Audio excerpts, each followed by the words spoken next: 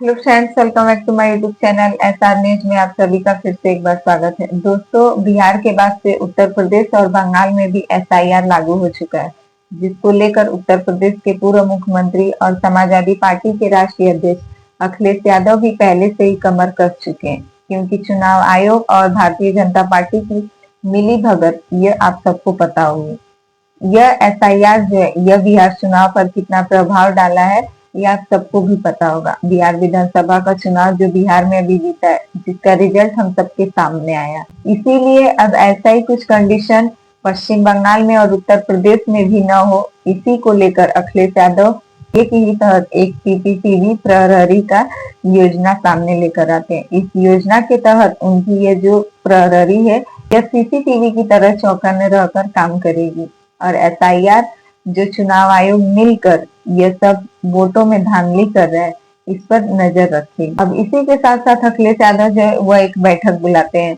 जिसमें कि अखिलेश यादव के साथ साथ उनके चाचा शिवपाल यादव भी शामिल होते हैं। आप सबको पता होगा, शिवपाल यादव मौजूदा समय में समाजवादी पार्टी के राष्ट्रीय महासचिव भी हैं और यशवंत नगर से विधायक भी हैं। शिवपाल यादव के साथ मिलकर यह बैठक अखिलेश यादव इसलिए भी करते हैं क्योंकि जो एक नैरेटिव फैलाया जा रहा है उत्तर प्रदेश में, और यह भी किसके द्वारा फैलाया जा रहा है यह भी आप सबको पता होगा।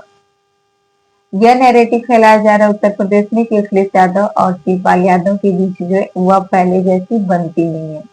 शायद इसी को दूर करने के लिए अखिलेश यादव अपने चाचा के साथ इस बैठक को करते हैं और उस बैठक में एसआईआर के खिलाफ जो है इस प्रहरी के बारे में बातचीत होता है, जिसको लेकर अखिलेश यादव सोशल मीडिया पर भी पोस्ट करते हैं। वह लिखते हैं कि हम एसआईआर के लिए सीसीटीवी की तरह पीपीटीवी लाएंगे, जिसमें किसी का भी वोट कटने न पाए।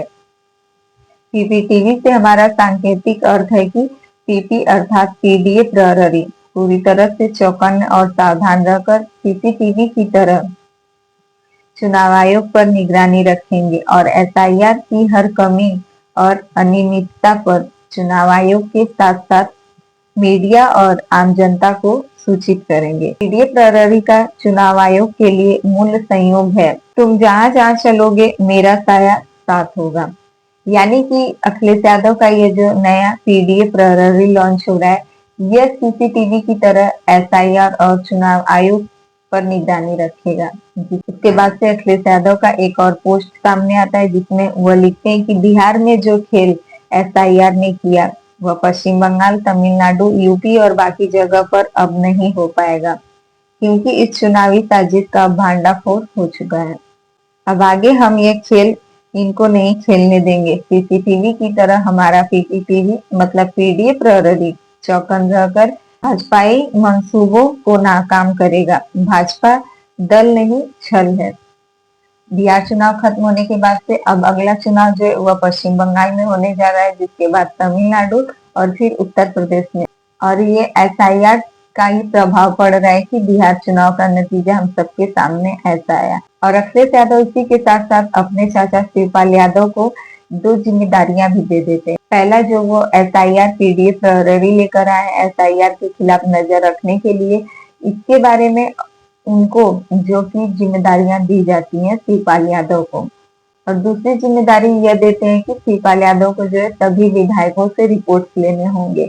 और आने वाले जो कि आप सबको पता होगा 2027 में उत्तर प्रदेश में विधानसभा का चुनाव होगा, उसकी भी सभी विधायकों से जितने भी रिपोर्ट लेने होंगे और उस पर बातचीत करने के बारे में, फिर उस चुनाव से रिलेटेड सभी जानकारियां जो है वह पहले शिवपाल यादव ही लेंगे और उसके बाद इन्हीं के बताए गए निर्देश पर अखिलेश यादव उस चुनाव में काम करेंगे। क्योंकि देखा जाए तो राजनीति में जब अखिलेश यादव के पिता यानी कि नेताजी मौजूद थे, वह राजनीति में जिस प्रकार से राजनीति को लेकर चल रहे थे, संभाल रहे थे, अब उनके जाने के बाद उनकी कमी तो कोई पूरा नहीं कर सकता, लेकिन उनकी जिम्मेदारियां जो है अगर कोई अच्छे से बखूबी निभा सकता है तो वह है शिवपाल यादव, उनके भाई और अखिलेश यादव के चाचा। इसीलिए अखिलेश यादव ने यह फैसला लिया है कि सभी विधायकों से जो रिपोर्ट कार्ड लेनी होगी, इन सब की जिम्मेदारी उनके चाचा शिवपाल यादव की होगी।